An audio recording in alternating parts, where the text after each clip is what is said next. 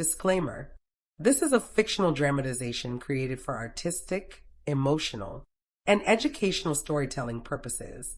All characters and events are entirely fictional and created using AI tools. No impersonation, misrepresentation, or harm is intended. The content contains scenes of danger involving child characters. However, no real persons or minors were involved in its production. Grace's Love Stories produces scripted, AI-generated stories that promote, entertain, inspire kindness, and emotional connection. We respect our viewers and strictly adhere to YouTube's policies. The scent hit me first. Wild pine and earth mingled with the metallic tang of blood. Rain pattered against the decaying roof of the abandoned hunting cabin, its rhythm uneven and restless like my heartbeat. I pressed my back against the splintered wall, trying to become invisible as Uncle Reed's hunting party stomped their boots at the entrance, their laughter sharp and cruel in the gathering twilight. "Cassidy, bring the lanterns!" My uncle's voice boomed through the cabin, making me flinch. "And stay close to the men. These woods aren't safe for a girl like you." A girl like me. The words hung in the air like a curse. Weak, fragile, unwanted. The orphaned niece who should be grateful for the scraps of belonging tossed her way. I tucked a strand of pale blonde hair behind my ear and moved toward the supplies, the silver pendant my mother had given me before she died, catching the fading light. "Stay true to your heart, Cassidy. It sees what eyes cannot." The pendant was warm against my skin as I gathered the lanterns, my fingers trembling slightly. I'd come on this hunting trip as a last, desperate attempt to earn my place in the only family I had left. But 3 days in, all I'd earned were blisters and sidelong glances that made it clear I didn't belong. "Hurry up, girl," Uncle Reed snapped, his breath heavy with whiskey. "We caught something special tonight. Something that'll put us in the history books of this godforsaken town." I handed out the lanterns, moving among the 5 men who composed our hunting party. My cousin Derek refused to meet my eyes as he took his, while the others, Mike, Liam, and Jonah, grabbed theirs with rough hands that lingered too long against my skin. "What did you catch?" I asked, trying to sound interested, trying to belong. Uncle Reed's smile was all teeth. "Not what, who. The beast that's been terrorizing Blackwater Ridge." He gestured toward the back room with his chin. "Go see for yourself. Might put some spine in you." The men chuckled, a sound that raised the hair on the back of my neck. I hesitated, then moved toward the door, drawn by curiosity and the desperate need to prove myself. The floorboards creaked beneath my boots, announcing each uncertain step. The smell grew stronger as I pushed the door open. Earth and pine and blood. But now something else. Something electric that made the air feel heavy and dangerous. The lantern light spilled into the darkness, illuminating the far corner of the room, and there he was. A massive wolf with fur the color of midnight, bound with thick silver chains to a support beam. But as my light fell across him, I realized this was no ordinary wolf. His body seemed to shift and blur at the edges, caught between forms. And his eyes, they looked up at me with human intelligence, burning with a mixture of pain and defiance that stole my breath. The silver chains were burning into his flesh, leaving raw, blistered skin wherever they touched. I gasped, taking an involuntary step forward. "Careful," Uncle Reed said from behind me, his voice low with warning and something else. Pride. That there is a werewolf, first one caught in these parts in 50 years. "Werewolf," I whispered, unable to look away from those piercing eyes the color of a storm-tossed sea. "That's impossible." "Not impossible, just rare," Uncle Reed said. "And valuable. The council will pay handsomely for him. Or his pelt, if he doesn't survive till morning." He laughed, and the sound echoed hollowly in the small room. "Silver's poison to their kind. Keeps them from shifting fully. Keeps them weak." The wolf, the man, snarled, lunging forward only to be yanked back by the chains. Fresh blood welled where the silver bit deeper into his skin. "Stop it," I said, the words escaping before I could catch them. "You're hurting him." The silence that followed was deafening. Then Uncle Reed's hand came down hard on my shoulder, fingers digging in painfully. "It's not a him, Cassidy. It's an it. A monster, and monsters deserve what they get. He pushed me aside and strode back into the main room, calling for the others to break out the celebratory whiskey. I stood frozen, the lantern trembling in my grip as the wolf's eyes remained fixed on mine. "Help me." The voice whispered through my mind, clear as day though the wolf's jaws hadn't moved. I nearly dropped the lantern, stumbling backward in shock. "Please. The silver will kill me by dawn." "You're in my head," I whispered, glancing nervously toward the door. "Yes." The voice was deep, resonant, laced with pain. "I am Callum, Alpha of the Blackwater Pack, and if I die, my people will be left defenseless." I shook my head, pressing my palm against my temple. "This isn't real. Werewolves aren't real." "Then what do you see before you?" I had no answer. The evidence was chained and bleeding on the floor before me. They will kill me at first light, or sell me to those who will do worse. "Please." The pendant at my throat burned suddenly hot, my mother's words echoing in my memory. "Stay true to your heart, Cassidy. It sees what eyes cannot." From the main room came the sounds of celebration. Glasses clinking, voices growing louder as the whiskey flowed. They wouldn't check on the prisoner again until morning. They were too confident in their silver chains, too assured of their victory. I shouldn't care. This creature, this man, was nothing to me, less than nothing.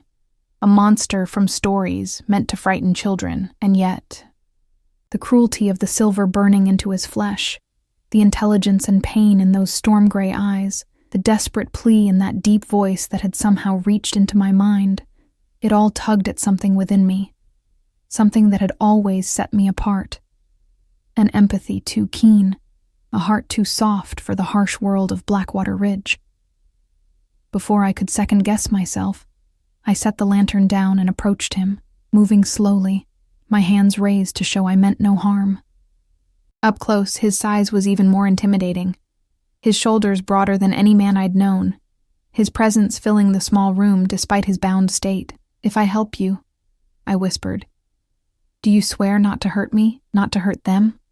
I nodded toward the main room. Contempt flashed in his eyes. "I do not harm the innocent, even those who keep poor company." "They're my family," I said, though the word felt hollow on my tongue. "Are they?" His gaze seemed to pierce through me, reading the loneliness etched into my bones. "Do they treat you as such?" I didn't answer. Instead, I reached for the chains, then hesitated. "I don't have a key. The lock is silver. It will burn me if I try to break it." "But you..." Understanding dawned. I examined the lock, a simple mechanism that might yield to pressure in the right spot. I pulled a hairpin from my braid and bent to the task, glancing nervously toward the door every few seconds. The lock was stubborn, resistant to my clumsy attempts. Sweat beaded on my forehead as I worked, acutely aware of the massive predator inches from my face, of the raucous laughter from the other room that could stop at any moment. "You have gentle hands," the voice observed, softer now. "Hands that heal, not harm." "I'm just a girl," I murmured, focusing on the lock. "Nobody important. That remains to be seen." A click, small but distinct. The lock opened. I began unwinding the silver chains, careful not to let them drop noisily to the floor. As each length of silver fell away, I could see the wolfman's form becoming more solid, the blurring at the edges fading. The wounds left behind were raw and angry, weeping clear fluid mixed with blood. "Can you walk?" I whispered, removing the last chain. In answer, he rose to his feet and kept rising, his form shifting and expanding until a man stood before me, naked and imposing, his body mapped with scars old and new. Only his eyes remained unchanged, storm gray and fixed intently on mine. Dark hair fell to broad shoulders, and despite his wounds, he radiated a power that made the small room feel airless. I stumbled backward, a small sound escaping my throat. "Do not fear me," he said, his voice the same deep timbre that had spoken in my mind, though now it filled the physical space between us. "You have done me a service I will not forget." He moved toward the window, his movements liquid despite his injuries. "Wait," I said, suddenly afraid. Not of him, but for him. You're hurt. They'll track you. He turned back, his expression unreadable in the dim light. Then come with me. The words hung in the air between us, impossible and alluring all at once. I can't just leave, I said, though even as I spoke, I wondered what exactly I would be leaving behind. A life of being tolerated but never valued, of existing on the edges of belonging. You can, he said simply, and after what you've done tonight, it might be safer.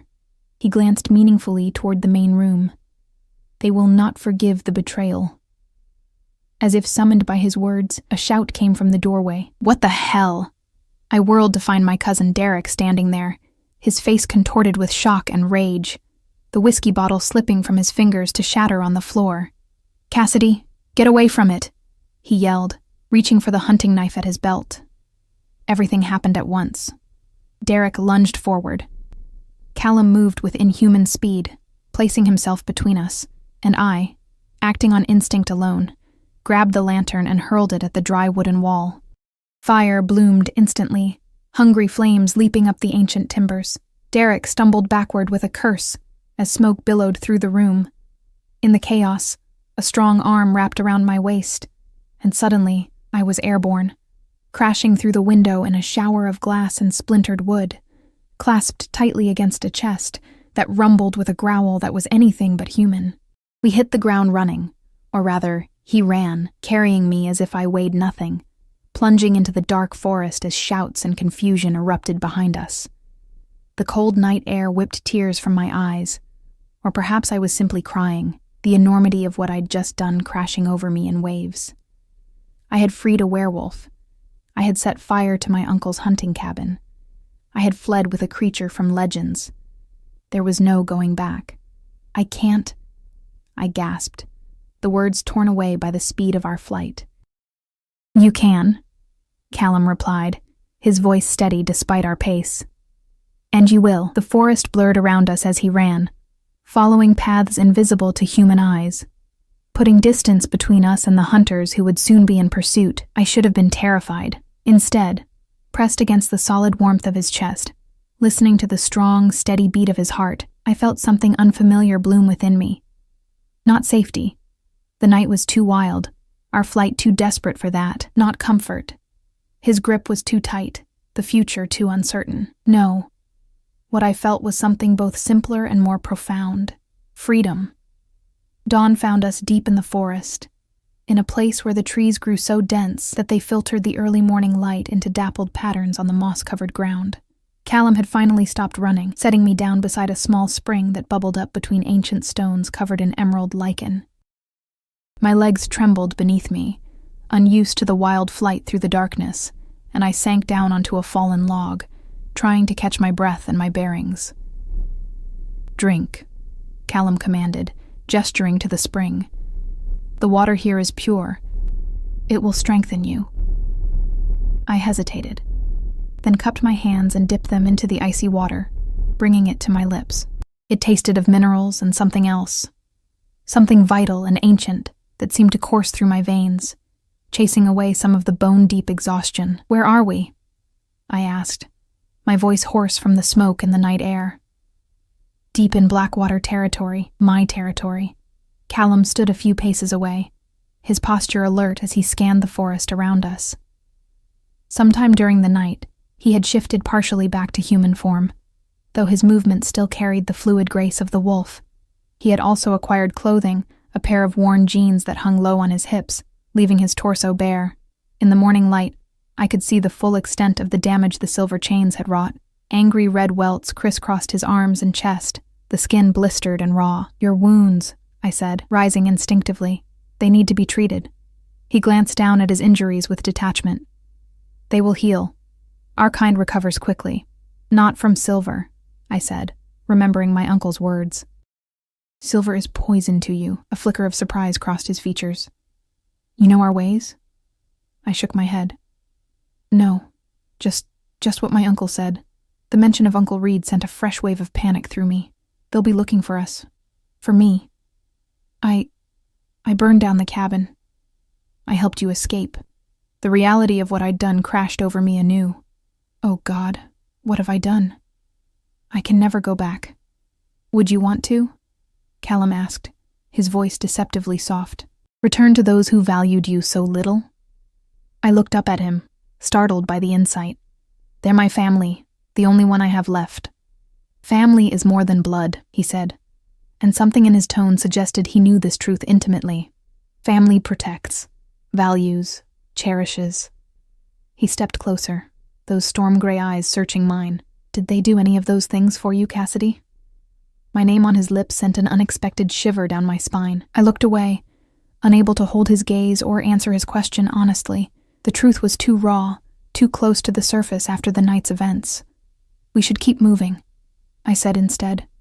They'll track us. Not here. Callum gestured to the surrounding forest. We've crossed into pack territory. These woods answer to me, not them. As if in confirmation, a distant howl rose on the morning air, then another and another, until a chorus of wolves seemed to surround us. But unlike the hunting calls I'd heard before, these held a different note. A welcome. A celebration. Your pack, I said, understanding dawning. He nodded, a smile ghosting across his lips for the first time. They know their alpha has returned. The smile faded. But they also know I was captured. That humans have learned of our existence. It changes things. I wrapped my arms around myself, suddenly cold despite the growing warmth of the day. Because of my uncle. Because the secret we have kept for generations has been compromised. He paused, his head tilting slightly as if listening to something beyond human hearing. They're coming. My beta and sentinels. He turned those penetrating eyes back to me. You freed me at great personal cost. For that, you have my protection. But others in my pack may not welcome a human among us. The realization that I was heading toward a pack of werewolves, creatures I hadn't even believed existed a day ago, sent a fresh jolt of fear through me. Maybe I should go. Find a town. Start over somewhere new. With what resources? Callum asked pragmatically. Besides, your uncle's hunting party will search the surrounding towns first. You would be found before nightfall. He was right. I had nothing but the clothes on my back. A thermal shirt, jeans, and boots, all smudged with soot and torn from our escape through the woods. No money, no identification, no supplies. I was as trapped as Callum had been in those silver chains, though my prison was circumstance rather than metal. Before I could respond, the underbrush rustled, and 3 figures emerged into the clearing. 2 men and a woman, all carrying themselves with the same predatory grace as Callum, all regarding me with varying degrees of suspicion and hostility. Alpha, the tallest of the men said, dropping to one knee in a gesture of respect that seemed at odds with the modern clothing they all wore. We thought you lost to us. Rise, Nathan, Callum said, his posture subtly shifting, shoulders squaring, chin lifting. Even wounded, he radiated authority. I would have been, if not for this human. All 3 pairs of eyes turned to me, assessing, calculating. The woman, her hair a riot of dark curls framing a face of severe beauty, stepped forward with a snarl. You bring a hunter to our lands? She demanded, addressing Callum but glaring at me. After what they did to you? After what they've done to our kind for centuries? I'm not a hunter, I said, finding my voice despite the fear tightening my throat. I just went along on the trip.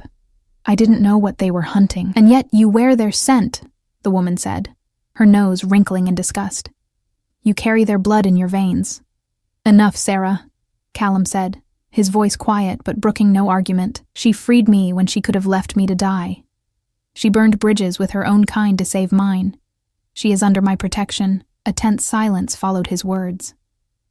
The 3 newcomers exchanged glances, a wordless communication passing between them. The council will need to be informed, Nathan said finally. Humans knowing of our existence changes everything. The treaties. I am aware. Callum cut him off. But first, I need rest and healing. The silver has weakened me more than I care to admit. As if his words had broken a dam, I suddenly noticed the pallor beneath his tanned skin, the slight tremor in his hands, the lines of pain etched around his eyes. He had carried me through the night, outrunning pursuit, all while fighting the poison of the silver burning through his system. "You need a healer," I said, stepping forward instinctively, only to freeze when all 4 werewolves turned to look at me with surprise. "And what would you know of healing our kind, human?" Sarah asked, her tone scathing.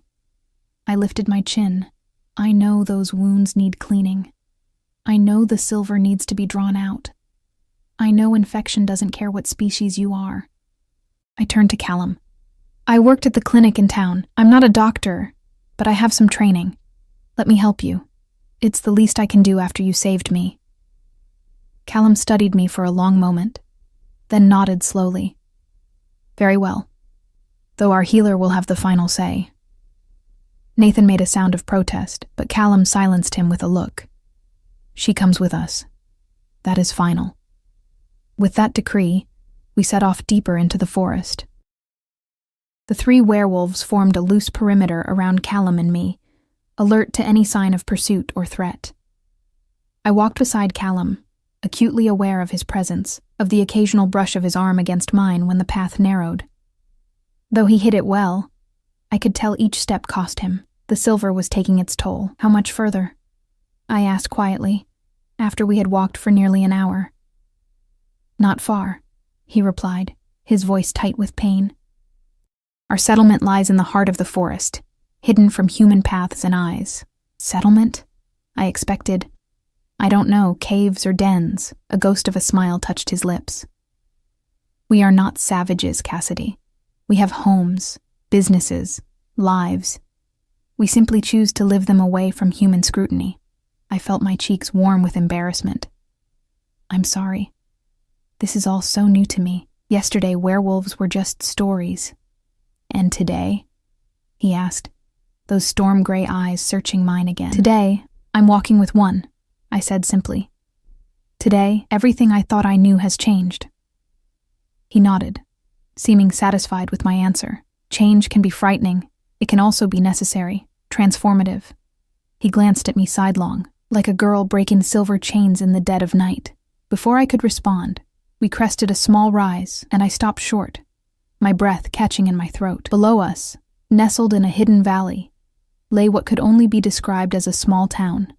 Wooden cabins and stone buildings arranged in concentric circles around a large central structure, smoke curling from chimneys, people, werewolves, moving about their daily tasks. Gardens and training grounds, a communal fire pit, children playing under the watchful eyes of elders. It was nothing like the savage lair I had unconsciously expected. It was a community, a home. "Welcome to Blackwater Pack," Callum said, a note of pride in his voice despite his weakened state. One of the oldest werewolf settlements in this part of the world. As we descended into the valley, our presence did not go unnoticed. Activity ceased as we passed, people stopping to stare, to whisper behind their hands. Some dropped to one knee as Callum passed, others simply bowed their heads in respect. But all of them looked at me with expressions ranging from curiosity to outright hostility.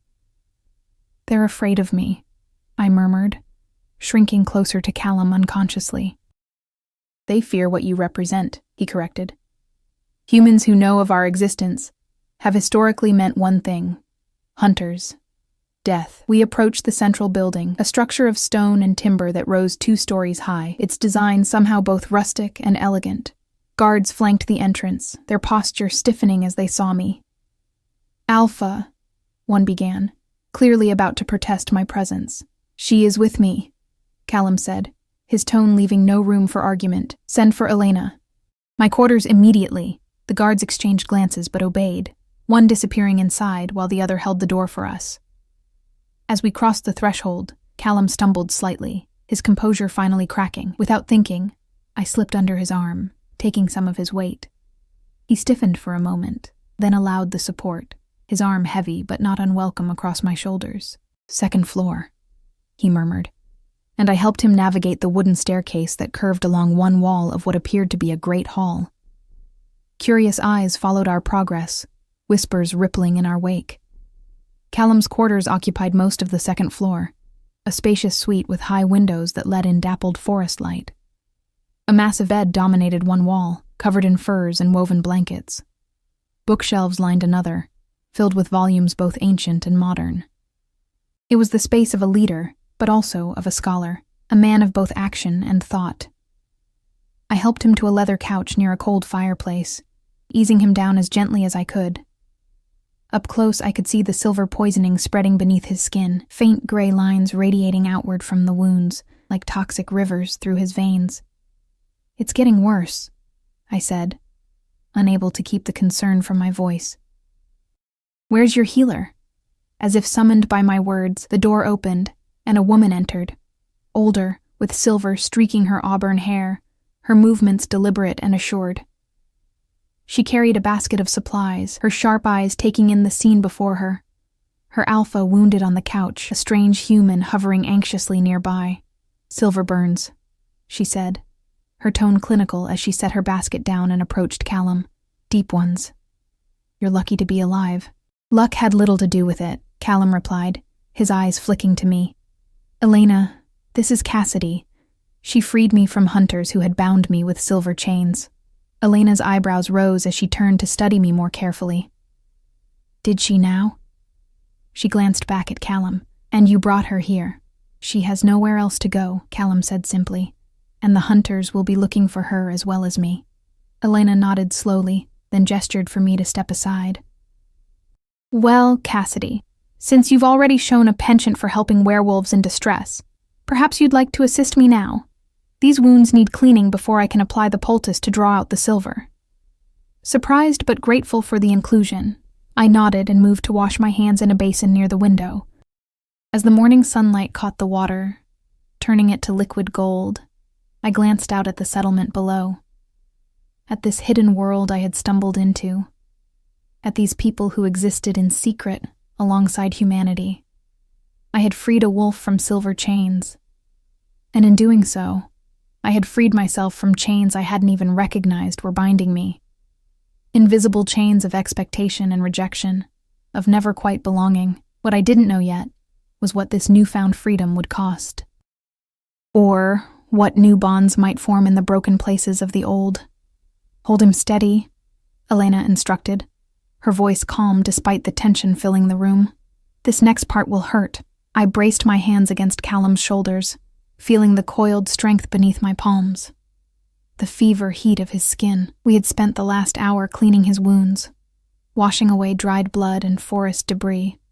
Now came the difficult part, drawing out the silver that had entered his bloodstream. "I'm fine," Callum growled, though the sheen of sweat on his forehead belied his words.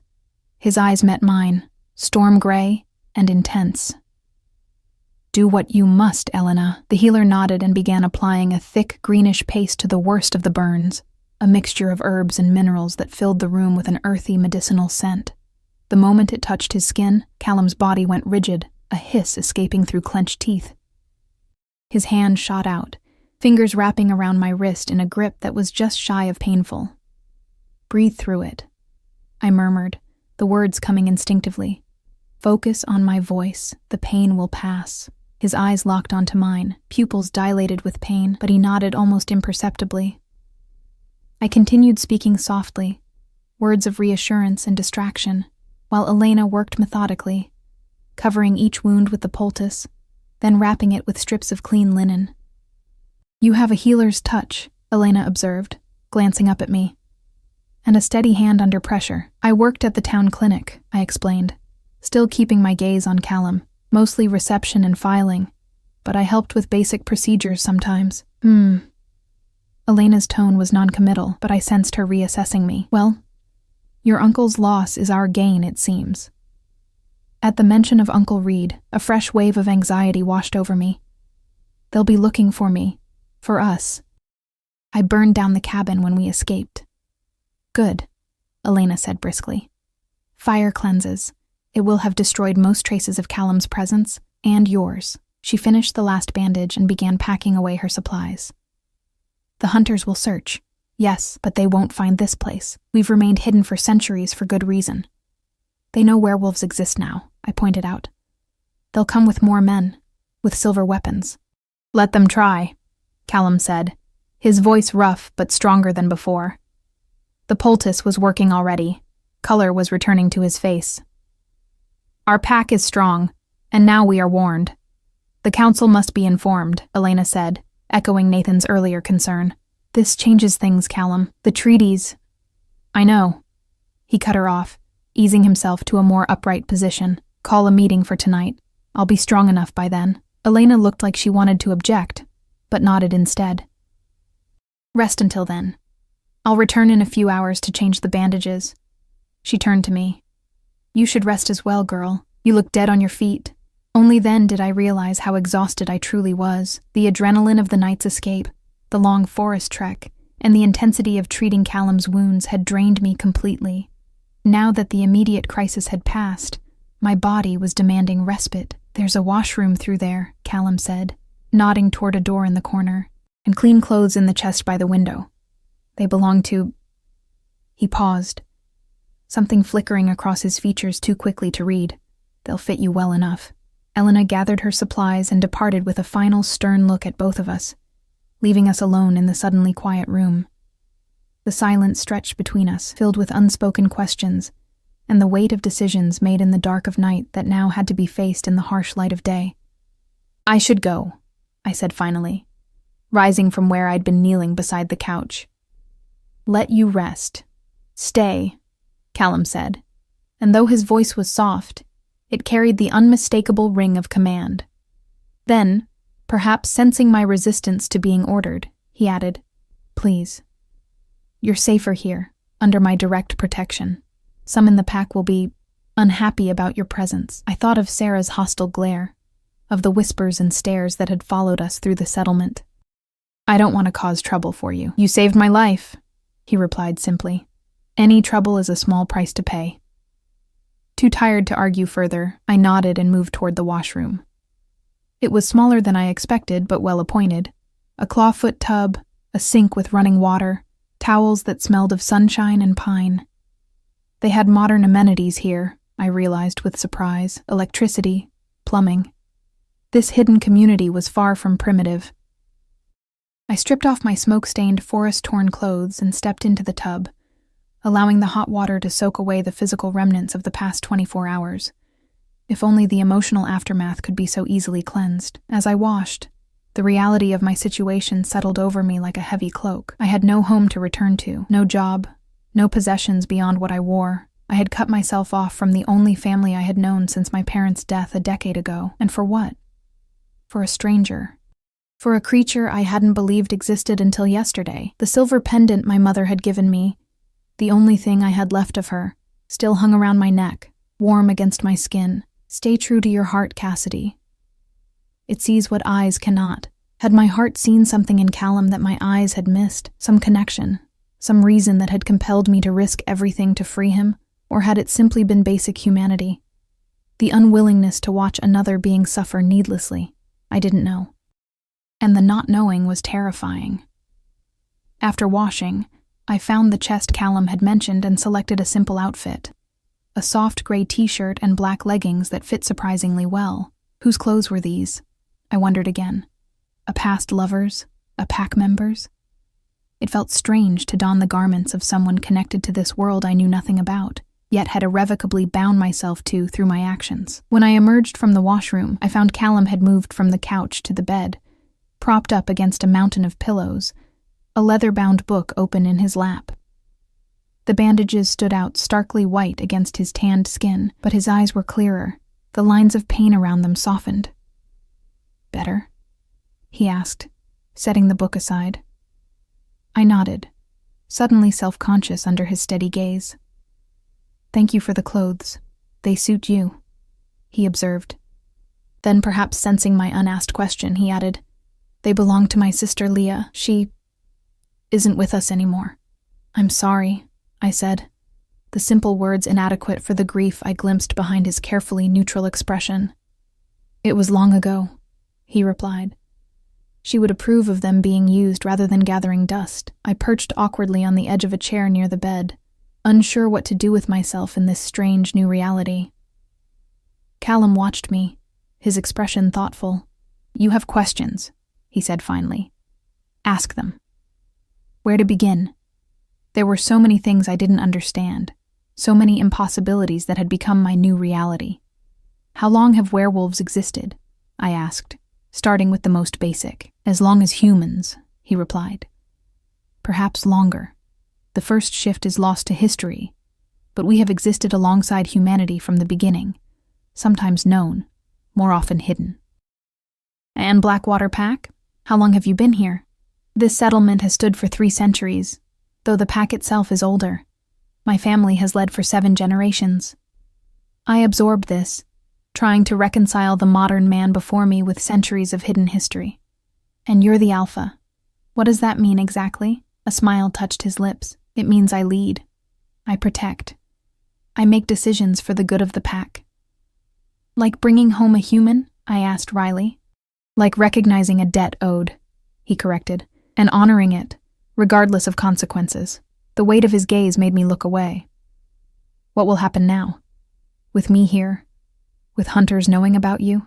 His expression sobered. That will be decided tonight at the council meeting. The pack elders, the neighboring alpha, representatives from the Treaty Alliance, all must be consulted. This affects more than just Blackwater. There are other packs, other supernatural creatures? He nodded. Many. Most prefer to remain hidden as we do. The last time humans hunted us openly, it did not end well, for either side. A chill ran through me at the implication. I'm sorry.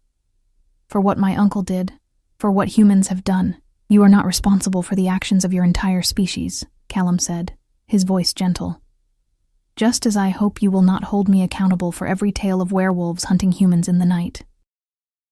The absurdity of our situation, a human and a werewolf discussing species relations while sitting in his bedroom, suddenly struck me, and a bubble of hysterical laughter escaped before I could stop it. Callum raised an eyebrow. Something amusing? All of this. I gestured between us, around the room. Yesterday I was just Cassidy Marshall, orphaned niece and town misfit.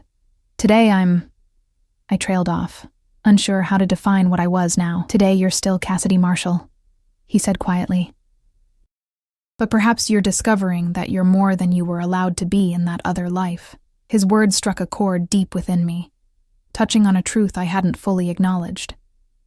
In Blackwater Ridge, I had always been defined by my losses, by my dependence on relatives who barely tolerated me.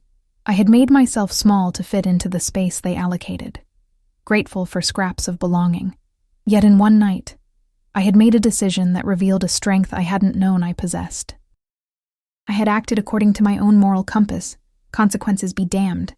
It was terrifying, but also liberating. You should rest, Callum said, breaking into my thoughts. The guest chamber adjoining this one is prepared. You'll be safe there.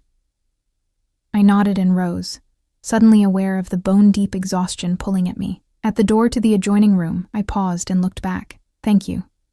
For bringing me here. For protecting me. Thank you, he countered, for seeing me as something worth saving. It's been a long time since anyone looked at me and saw beyond the alpha, the werewolf, the monster of human tales. Our gazes held for a moment longer, something unspoken passing between us. A recognition, perhaps, of kindred spirits, 2 souls who had never quite fit into the worlds they were born to.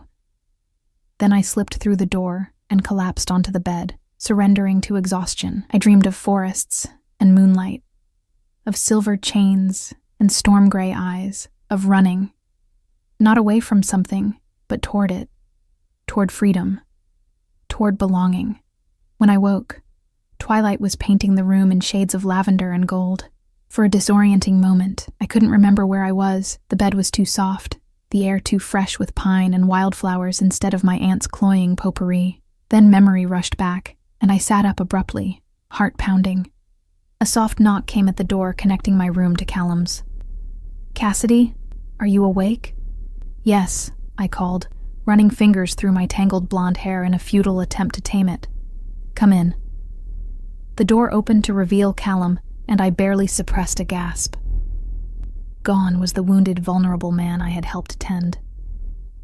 In his place stood an alpha in his prime, dressed in dark jeans and a charcoal button-down that emphasized the breadth of his shoulders, his dark hair combed back from a face that seemed carved from granite in the fading light. Only the bandages visible at his collar and wrists hinted at his recent ordeal. "The council is gathering," he said, his voice steady and strong. "I'd like you to attend." Alarm shot through me. "Me? Why?" "Because your actions precipitated this crisis," he replied frankly. "And because I want them to see you as I do. Not as an enemy or a threat, but as an ally. Perhaps even a friend. Friend." The word hung between us, simple yet laden with meaning. Could a human and a werewolf be friends? Could someone like me find a place in this hidden world? "I have nothing to wear to a werewolf council meeting," I said, falling back on practicality to mask my uncertainty. A smile tugged at the corner of his mouth. "Elena brought some things for you. They're in the wardrobe. Join me when you're ready." He turned to go, then paused, looking back over his shoulder. "Cassidy, remember who you are tonight. The woman who broke silver chains when it would have been safer to walk away. The woman who followed her heart's truth, even into darkness." With that, he was gone, leaving me to prepare for a meeting that might well determine my fate and his. In the wardrobe, I found a simple but elegant dress of deep forest green with matching flats that fit as if they had been made for me. As I dressed, I couldn't help but wonder, was I being prepared as an honored guest?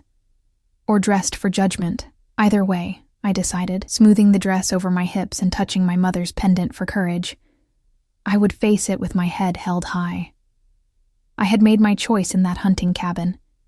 Now I would live with its consequences, whatever they might be. Taking a deep breath, I opened the door to face the wolves. The great hall had been transformed in the hours I'd slept. Torches blazed in wall sconces, casting dancing shadows across stone walls hung with tapestries depicting wolves running beneath full moons.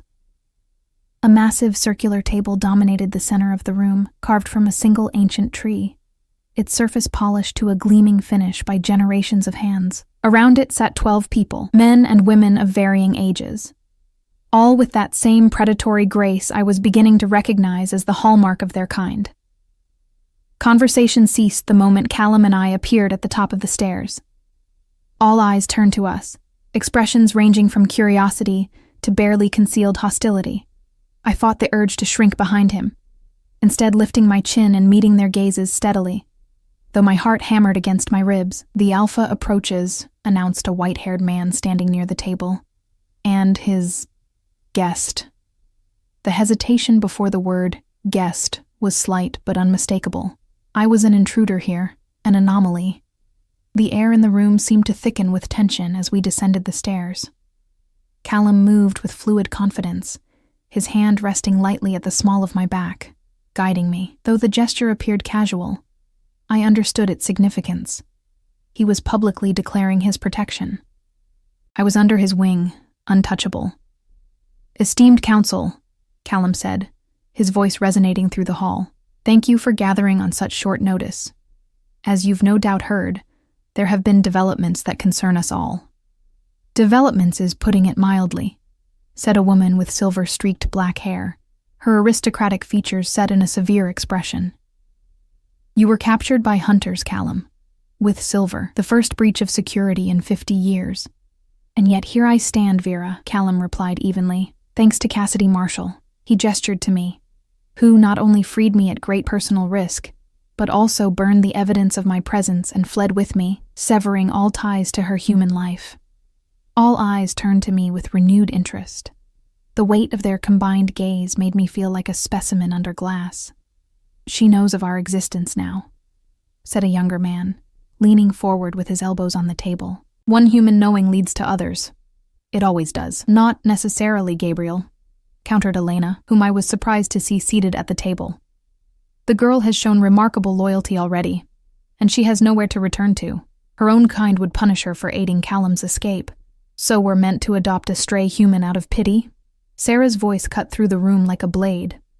She stood against the far wall, not seated at the table but clearly part of the proceedings. "Because she felt sorry for a chained wolf? We don't know her motives. My motive was simple," I said, speaking for the first time. my voice steadier than I expected. I couldn't stand by and watch a sentient being tortured to death, human or not. A murmur ran around the table at my words. Callum's hand pressed slightly more firmly against my back, a silent signal of approval. "Noble sentiments," said the white-haired man who had announced our arrival. "But they don't change the fact that humans now know of our existence in this territory. The last time that happened, I'm well aware of our history, Bernard." Callum interrupted. "But these circumstances are different. The hunters who captured me were few. 5 men, led by Cassidy's uncle. They were not part of an organized group, merely opportunistic. And with the cabin burned, much of their evidence is gone. They'll talk," Gabriel insisted. "They'll gather more hunters. They always do." "Perhaps," Callum conceded, "but they'll be searching for a wolf, not a community. And by then, we can be prepared." "Or relocated," suggested Vera. "It wouldn't be the first time we've had to move the settlement." A ripple of discontent passed through the room at her words. I glanced at Callum, seeing his jaw tighten almost imperceptibly. "Blackwater has stood for 3 centuries," he said, his tone measured but with an undercurrent of steel. "This is our ancestral home. I will not abandon it at the first sign of trouble." "Even if staying puts the pack at risk?" challenged Bernard. "The pack is always my first consideration," Callum replied, a dangerous edge entering his voice.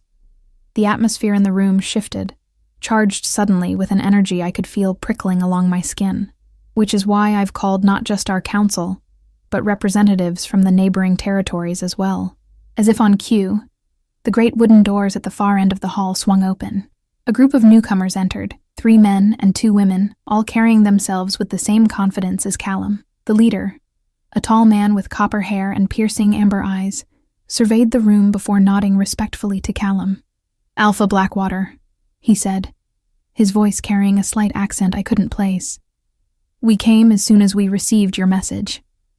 "Alpha Riversong," Callum acknowledged. "Thank you for responding so quickly. Please join us." The newcomers took seats at the table, their curious gazes lingering on me as they settled. I remained standing beside Callum, acutely aware of being the only human in a room full of werewolves discussing my kind as a threat. "Now that we're all assembled," Callum continued, "let's speak plainly. Yes, I was captured. Yes, humans know of our existence. But this presents not just a challenge, but an opportunity." "Opportunity?" Sarah scoffed from her position against the wall. "To be hunted? To be exposed?" "To evolve," Callum countered. "The world is changing. Humans have technologies, networks, communications that make staying completely hidden increasingly difficult. Perhaps it's time we considered a different approach." His words sent a shockwave through the room. Even I could sense the radical nature of what he was suggesting. "You want to reveal ourselves?" Bernard asked, incredulous. "After centuries of secrecy?"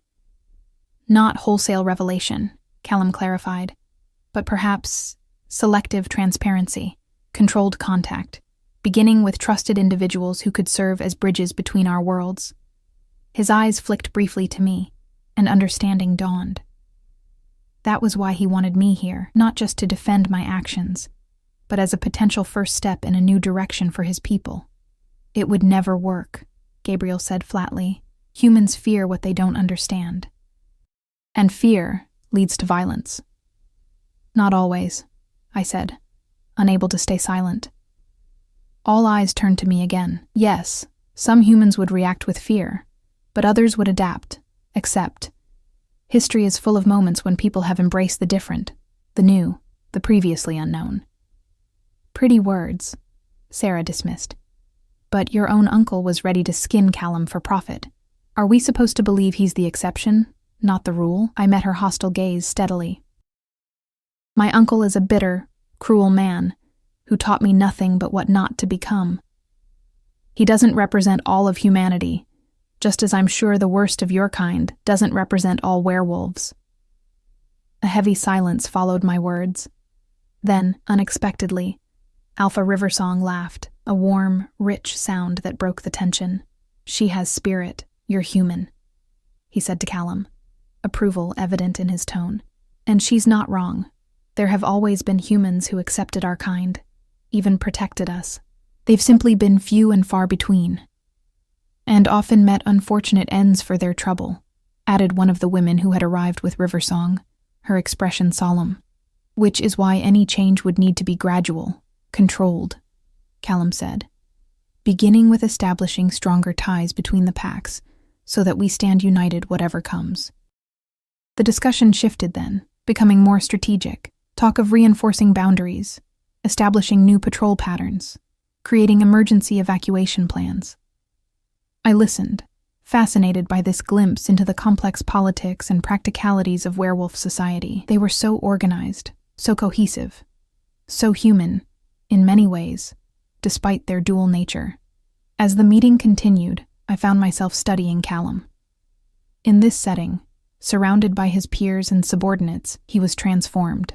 Gone was the vulnerable, wounded man I had tended. Here stood a leader, commanding, strategic, and possessed of a natural authority that had nothing to do with physical intimidation and everything to do with an innate sense of responsibility. He cared deeply for these people, for their safety and future. It was evident in every word, every decision, and they respected him for it. Even those who disagreed with his approach, Sarah, Gabriel, deferred to his authority in the end. This, I realized, was what it meant to be an alpha. Not just strength or dominance, but the capacity to bear the weight of an entire community's well-being on your shoulders. It was impressive and oddly moving. The council meeting stretched late into the night. Eventually, a consensus began to form around a measured approach, increased security, limited information sharing between packs, and careful observation of human activity near their territories. Not the dramatic shift Callum had initially proposed, but a step in that direction. As for me, my presence remained contentious, but it was agreed that I would stay under Callum's direct protection until my status could be more permanently determined. I was neither prisoner nor fully accepted guest. I existed in a liminal space, much as I had in my human life. The irony wasn't lost on me. Finally, as midnight approached, Callum called the meeting to a close. We'll reconvene tomorrow to finalize the details. For now, rest, and know that Blackwater has weathered worse storms than this. The council members dispersed, many casting curious glances my way as they departed. Alpha Riversong approached us, his amber eyes warm as they settled on me. "You've chosen an interesting time to join our world, Miss Marshall," he said, his accent more pronounced up close, but perhaps that's fitting. Interesting times call for interesting people. "I didn't exactly plan this," I admitted. He smiled. "The best journeys rarely are planned. They simply unfold before those brave enough to take the first step." He turned to Callum. "We'll speak more tomorrow, old friend. For now, tend to your wounds and your guest." After the Riversong delegation had departed, Callum led me back upstairs to his quarters. The meeting had clearly taken a toll on him. Though he moved with the same fluid grace, I could see the fatigue in the set of his shoulders, the tightness around his eyes. "You need rest," I said, as he closed the door behind us. "The silver is working its way out of my system," he finished. "Thanks to you and Elena. I'll be fine." He moved to a sideboard and poured 2 glasses of amber liquid. "I think we both could use this." He handed me one, our fingers brushing briefly in the exchange. The simple contact sent an unexpected warmth through me, distinct from the burn of the whiskey as I took a small sip. "You did well tonight," Callum said, settling onto the couch with a barely suppressed wince.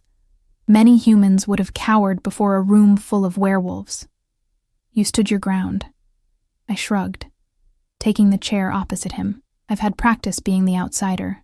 In my uncle's house, in the town. I've never really belonged anywhere. At least here. I know why people are looking at me strangely." A shadow crossed his features. "You deserved better, Cassidy. Better than being made to feel unwelcome in your own home." "It wasn't really my home," I admitted quietly. "Just where I lived."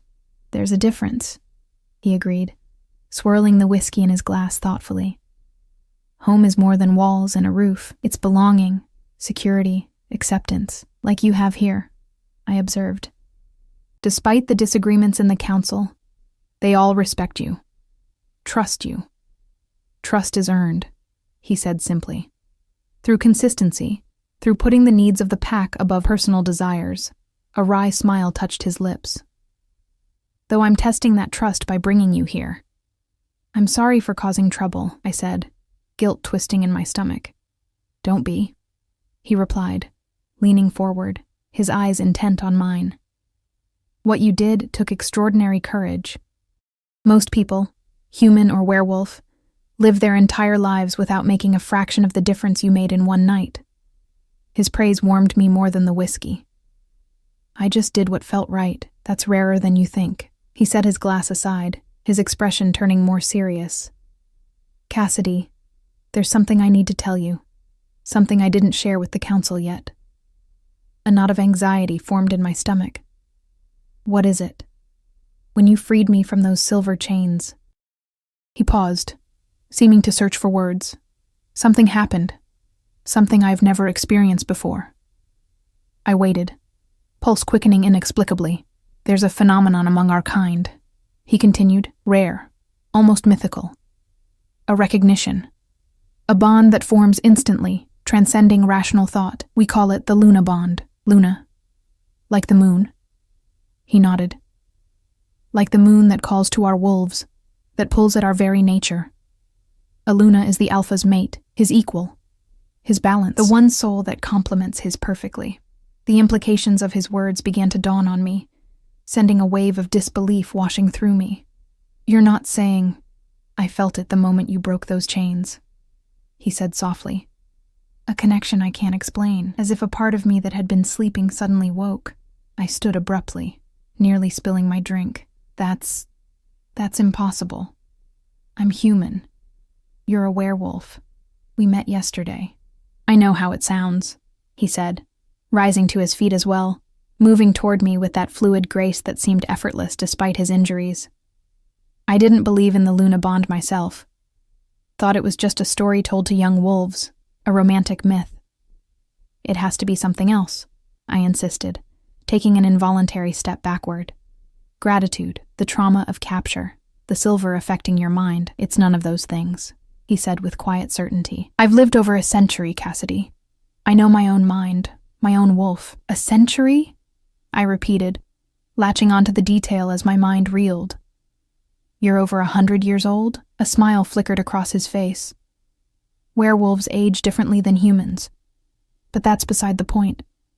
He took another step closer, close enough now that I could feel the heat radiating from his body, could see the flecks of silver in his storm-gray eyes. The point is, there's a reason you felt compelled to save me. A reason you risked everything for a creature you didn't even believe existed until that moment. Compassion, I suggested weakly. Basic humanity. Perhaps those were part of it, he conceded. But not all. The bond works both ways, Cassidy. You felt it too. You just don't have the context to recognize it for what it is. Did I feel something? Beyond the obvious fear and adrenaline of the escape, beyond the disorientation of discovering a hidden world alongside humanity, was there something else? Some inexplicable pull toward this man who was so much more than a man? I thought of how natural it had felt to tend his wounds, to speak in his defense before the council. How my eyes sought him out in a crowded room. How his presence made me feel both unsettled and somehow right. As if pieces of a puzzle I hadn't known I was assembling were finally falling into place. Even if what you're saying is true, I said carefully, it doesn't matter. Your council barely tolerates my presence as it is. If they thought you were claiming a human as your Luna, they'd adapt, Callum interrupted, as they always have, as all of us must in changing times. He reached out, his fingers barely brushing my cheek. I'm not asking you to accept this tonight, Cassidy.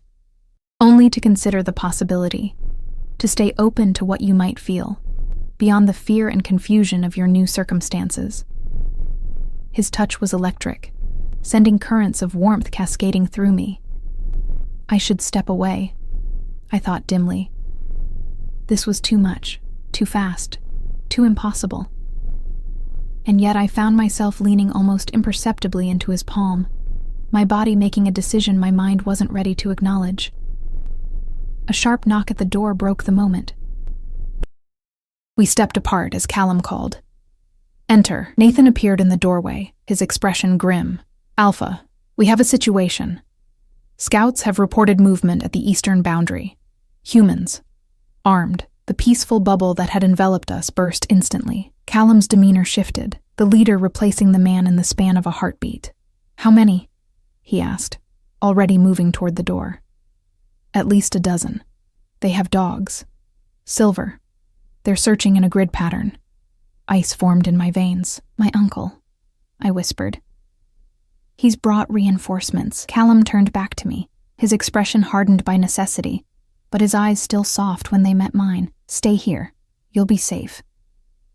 But it's my fault they're here, I protested. I should stay. Here. This time it was unmistakably in order, his voice resonating with alpha authority. I need to know you're safe while I deal with this.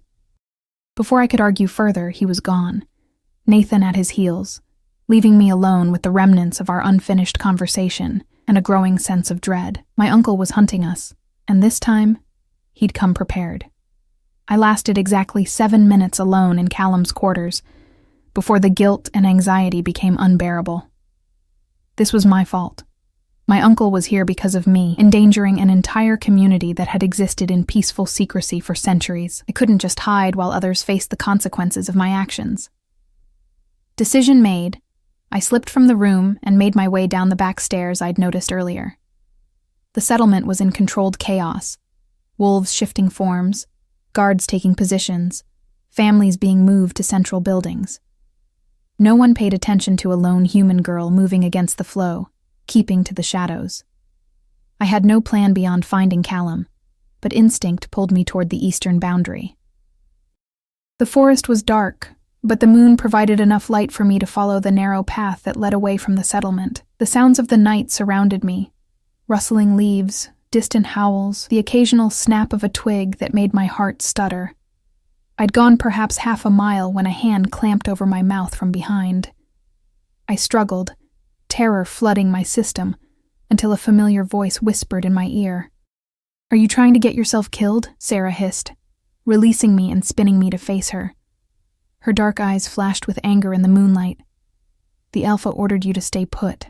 I can't just hide while people risk their lives because of me," I whispered back fiercely. "My uncle is here for me as much as for Callum. I might be able to help." "How? By getting captured? By becoming a hostage they can use against us?" She shook her head in disgust. "Humans. Always thinking with your emotions instead of your brains." Before I could retort, a distant shout echoed through the trees, followed by the sharp crack of a gunshot. Sarah's head snapped toward the sound, her body tensing visibly. "That's it," she growled. "You're going back, even if I have to drag you." She grabbed my arm, fingers digging in painfully. "Wait," I pleaded. "Just let me see what's happening. Then I'll go back willingly, I swear." When she hesitated, I added, "Please, Sarah. I need to know." Something in my voice must have reached her. After a moment of internal struggle visible on her face, she released my arm with a curse. "Fine, but we stay hidden, and at the first sign of real trouble, we're gone. Understand?"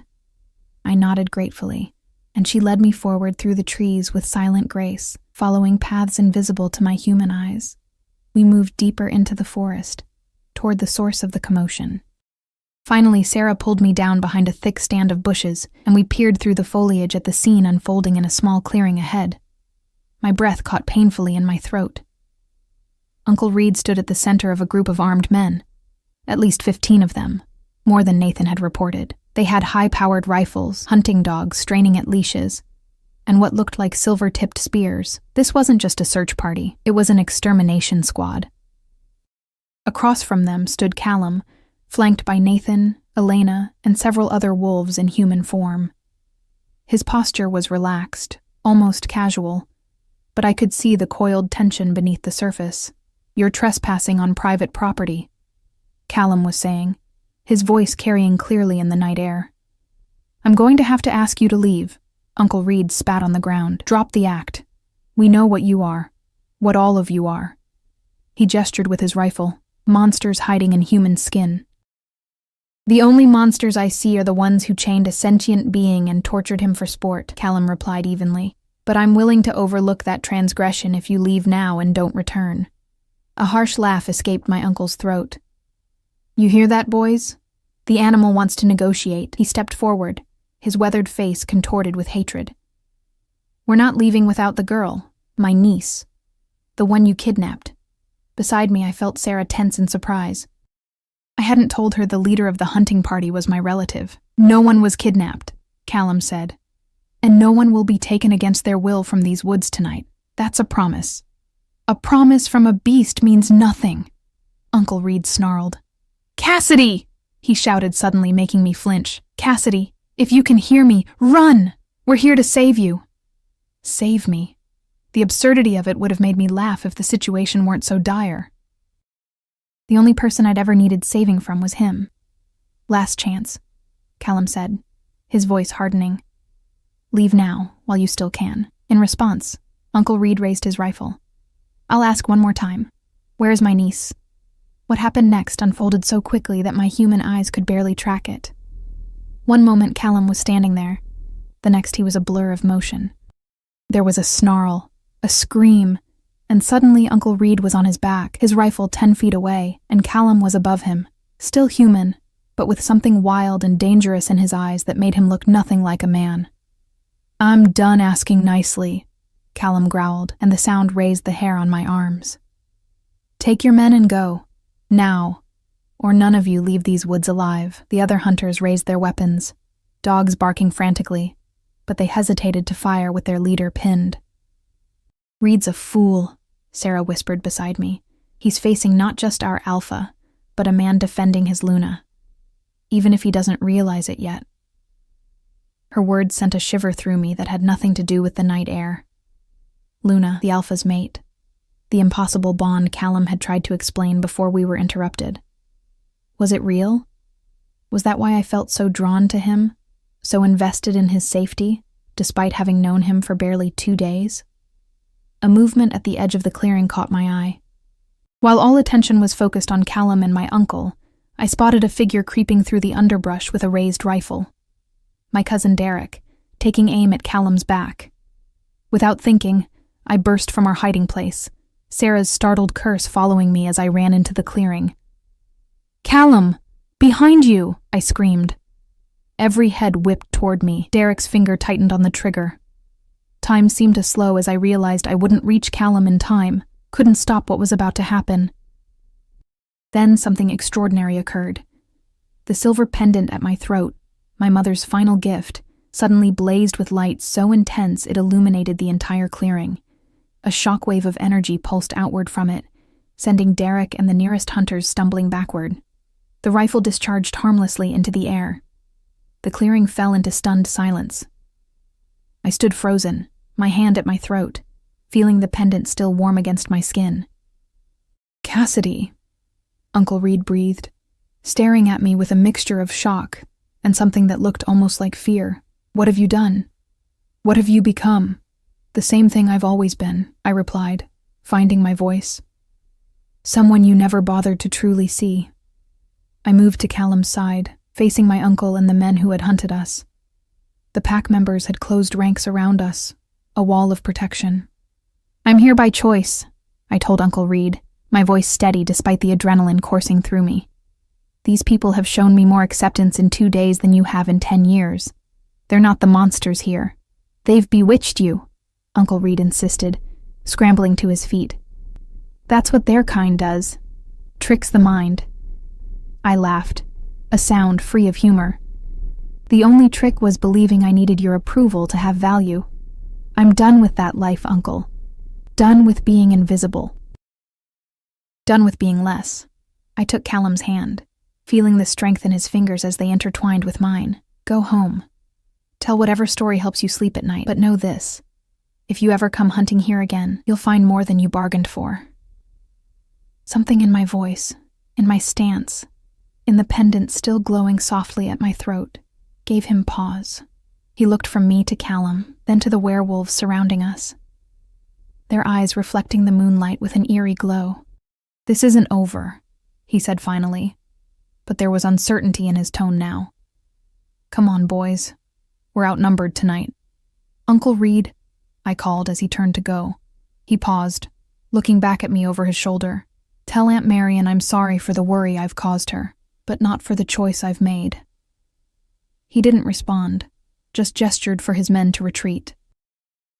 We watched in silence as they collected their weapons and disappeared into the trees, the sounds of their passage fading gradually into the night. Only when they were truly gone did Callum turn to me, his expression a complex mixture of relief, anger, and something deeper I was just beginning to recognize. "You disobeyed a direct order," he said, but there was no real heat in his words. "I'm not one of your wolves," I reminded him. "I don't take orders." A smile tugged at the corner of his mouth. "No, you're something else entirely." His gaze dropped to the pendant, now dimmed to its usual silver gleam. "Something I suspect we're only beginning to understand." Elena stepped forward, her eyes on my necklace. "The pendant. It's silver, yet you wear it against your skin without harm, and that light." She looked at me with new respect. "There's more to you than meets the eye, Cassidy Marshall." "I don't understand what happened," I admitted, touching the pendant. "My mother gave this to me before she died. She said it would help me see what others couldn't. I thought it was just a saying, a comfort." "Perhaps," Elena said thoughtfully. "Or perhaps she knew more than she ever told you about your heritage, about who you really are." Before I could question her further, Callum's hand tightened on mine. "The hunters may return with reinforcements. We need to prepare." He looked around at his pack. "Double the patrols. Alert Riversong. We stand together." As the others dispersed to carry out his orders, Callum turned back to me. "We have much to discuss," he said quietly. "About what just happened. About what I tried to tell you earlier. About your future. Here, if you want it." I looked around at the forest, at the werewolves moving with purpose through the night, at the man before me who had changed my world in ways I was only beginning to comprehend. For the first time in my life, I felt a sense of rightness, of belonging. "I think I do want it," I said softly. "Whatever it is, whatever it means." He smiled then, a true smile that transformed his face, softening the hard edges of the alpha into something warmer, more human. "Then let's discover it together." As we walked back toward the settlement, his hand in mine, I realized something profound. I had broken the silver chains that held a wolf captive. But in doing so, I had also broken the invisible chains that had bound me to expectation, to loneliness, to a life half-lived. And in their place, I had found something far stronger, something that felt, against all odds and reason, like home.